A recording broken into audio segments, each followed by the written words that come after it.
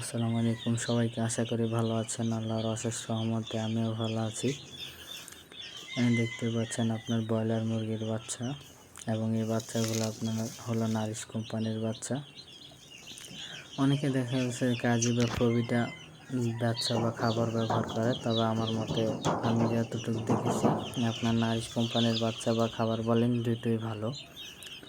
তো যেহেতু এখন আপনার তাপমাত্রা একটু আপ ডাউন করে, যে কখনো বৃষ্টি আবার রোদ, ওই ক্ষেত্রে আপনার ব্রুডিংয়ের সময় একটু যত্ন সহকারে দেখবেন যে লাইটের তাপমাত্রা ঠিক থাকে কিনা, যাতে বেশি ঠান্ডা হয়ে না যায়, আবার বেশি যাতে গরম না হয়, ওই বিষয়টা লক্ষ্য রাখবেন।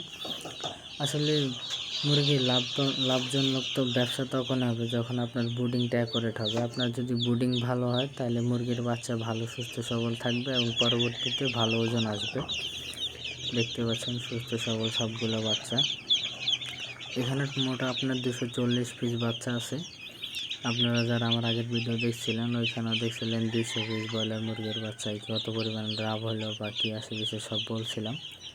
ওই মুরগির বাচ্চাগুলো তত পরিমাণ লাভ করতে পারেনি, যেহেতু কোরবানির ছিল, চাহিদা কমে গেছে বা দামও কমে গেছিলো। তবে ওইটা ছিল আমার ফার্স্ট বেচ। তবে ওই বেচে আমার আশ্চর্যজনক ঘটনা হলো, মাত্র 200 মুরগির মধ্যে যে এক্সট্রা 4টা দিছিল, ওই 4টা থেকে 3টা মারা গেছে। মানে আমার 204টা মুরগি থেকে মোট 3টা মুরগি মারা গেছে, বাকি 201টা মুরগি ছিল।